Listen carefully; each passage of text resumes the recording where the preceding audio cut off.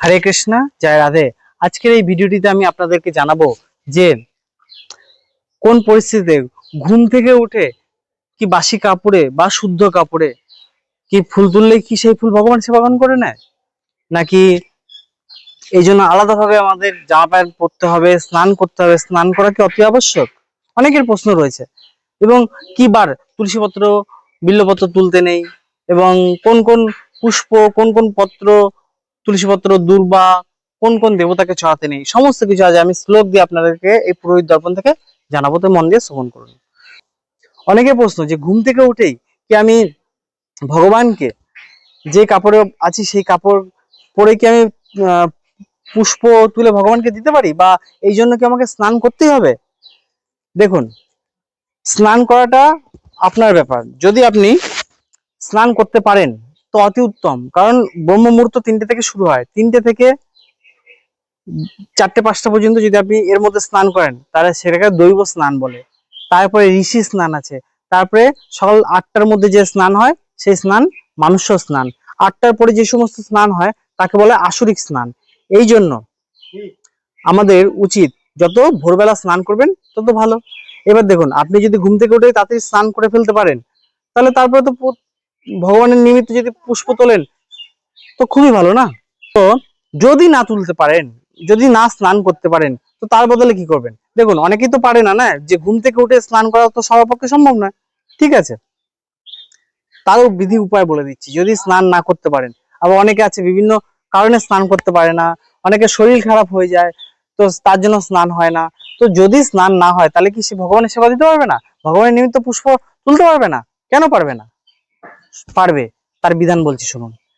তো তার জন্য কি করবেন? তার জন্য আমাদের ঘুম থেকে উঠেই কোনোদিনও ভগবানকে বাসি কাপড়ে পত্রপুষ্প তুলতে নেই। ওই জন্য ঘুম থেকে উঠে আমরা কি করি?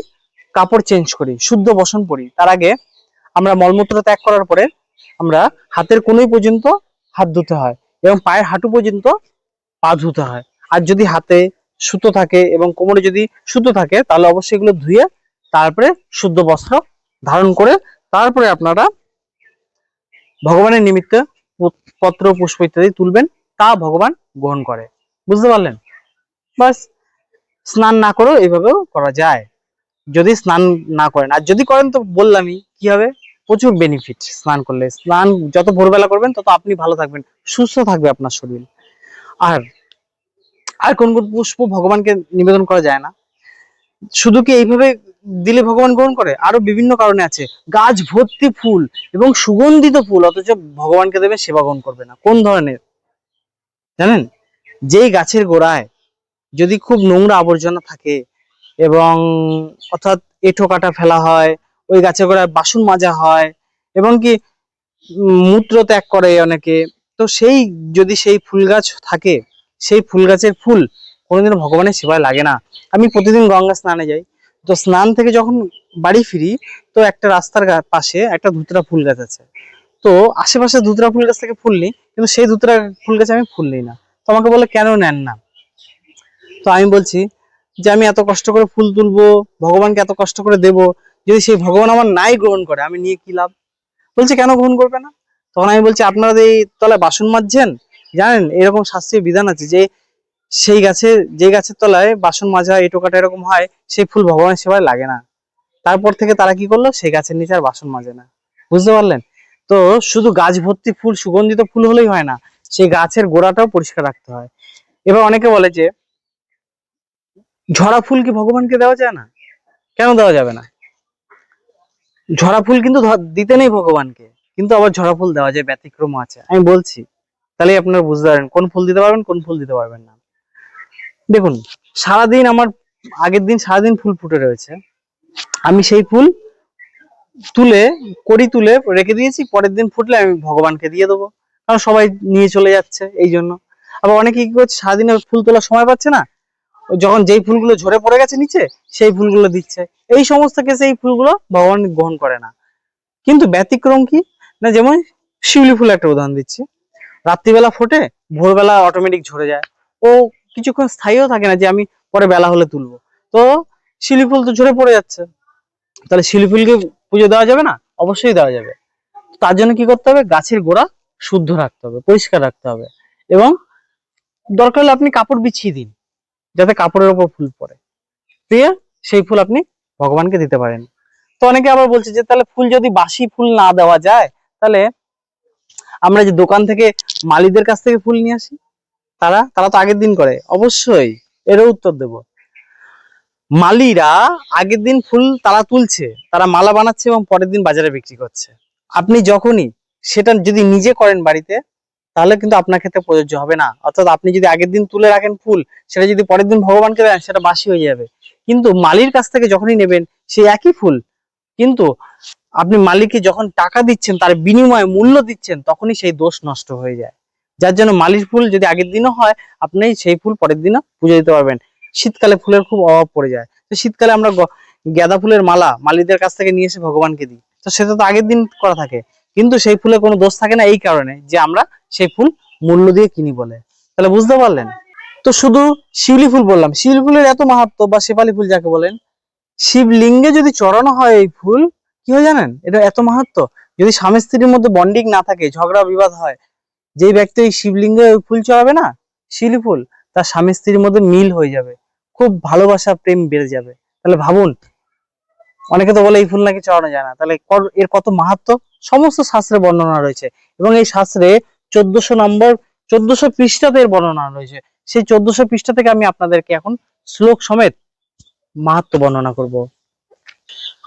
নাক্ষ তৈরচ্চয় দিষ্ণু ন তুলসা বিনিয়কম ন দুর্বা যজদ্দগ্গং বিল্লপত্র দিবাকরম উম্মত্তক্কম পুষ্ণঞ্চ বিষ্ণু বর্জনং সদা বুধো ইতি জামল। কি বলছে শ্লোকে? যে আমি এখন আপনাদের বলবো যে কোন পত্র কোন পুষ্প কাকে দিবেন না, এবং কোন দিন পত্র পুষ্প কোন কোন তুলবেন না। শুনুন, কেবলমাত্র অক্ষত মানে চাল দ্বারা ভগবান বিষ্ণুর পুজো হয় না, এবং তুলসী দ্বারা গণেশজির পুজো করতে নেই, দুর্বা দ্বারা দুর্গা মায়ের পূজা করতে নেই, এবং বিল্লপত্র দ্বারা সূর্যদেবের পুজো করতে নেই, এবং শ্রী বিষ্ণু পূজায় আকন্দ পুষ্প এবং ধূত্রা পুষ্প দিতে নেই। বুঝতে পারলেন? এই শ্লোকের এই মাহাত্ম্য ছিল। যদি দেন তাহলে কি হবে দেখুন, যেটা যেই ভগবানকে দিতে নেই তাকে যদি আপনি দেন, তাহলে আপনার কি হবে? গণেশকে তুলসী পাতা দিতে নেই, আপনি যদি গণেশকে তুলসী পাতা দেন, চড়ান, দেখুন আপনার দরিদ্র দুঃখ আরো বেড়ে যাবে। কিভাবে করে দেখুন, শাস্ত্রের কথা না, আমার কথা কোনো কিছু নয়। তো তারপরে কি বলছে? ন রক্ত চন্দনং জাতু গৃহী ইয়াদ রক্ত পুষ্পকম বিল্লপত্র প্রসন্ন চ দেবী সুতম। ভগবান বিষ্ণুকে রক্তচন্দন, রক্তপুষ্প, বিল্লপত্র এবং বিল্ল পুষ্প দ্বারা পুজো করা যায় না। কিন্তু মহাদেবের ক্ষেত্রেও অনেক পুষ্প আছে যেগুলো পুজো করতে নেই। কি না, চাপা ফুল এবং কেতকি। এই কেতকি হচ্ছে ওই কলকে ফুল আছে না, ওই কলকে ফুলের মতোই দেখতে, সাদা রঙের হয়, বড়, আর এই গাছের পাতাগুলো অনেক বড় বড় হয়, সেগুলো হচ্ছে কেতকি। কেতকি চাপা এগুলো মহাদেবের পুজোতে লাগে না। তিষ্ঠ দিদিনং দয়ং শুদ্ধং পদ্ম মামলকং তথা তুলসী সর্বদা শুদ্ধ তথা বিল্ল বলদানি চ পদ্ম এবং আমলকি পত্র। আমলকি পত্র যেমন তুলসী পত্র ভগবান বিষ্ণু খুব প্রিয়, বিল্লপত্র মহাদেবের খুব প্রিয়, এবং গণেশজির জন্য দুর্বা খুব প্রিয়, তেমনি আমলকি পত্র ভগবান বিষ্ণুর জন্য অত্যন্ত প্রিয়। তো সেই আমলকি পত্র এবং পদ্ম পুষ্প, পদ্ম দুদিন পর্যন্ত রাখা যায় ঘরে, বাসি হয় না। অনেক একটু আগে বললাম যে আগের দিনে ফুল কিন্তু পরের দিন বাসি হয়ে যায়, কিন্তু কিছু কিছু জিনিস আছে যেমন এই যে কি বললাম, সেগুলো বাসি হয় না। কিরকম? তার দুদিন পর্যন্ত এর ভ্যালিডিটি থাকে। পদ্ম ফুল দুদিন রাখা যায় ঘরে, বাসি হয় না। পদ্ম আর আমলা গাছের পাতা। আর দুর্বা যে গণেশজিকে চড়াবেন, তা একদিন পর্যন্ত ভ্যালিডিটি থাকে, অর্থাৎ একদিন পরে আপনি চড়াতে পারেন, মানে একদিন পর্যন্ত এ বাসিতে হয় না।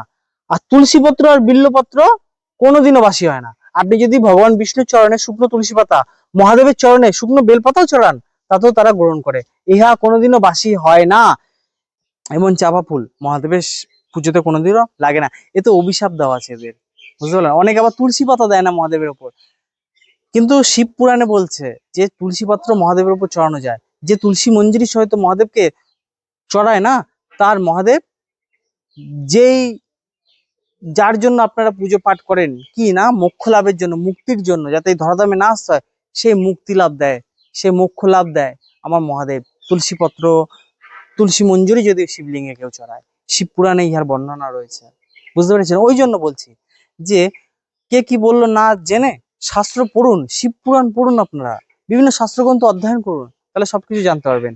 এবং যদি কিছু জানার হয় তা কমেন্ট করুন। আর কে কোথা থেকে দেখছেন অবশ্যই কমেন্টে জানান আমাকে, তাহলে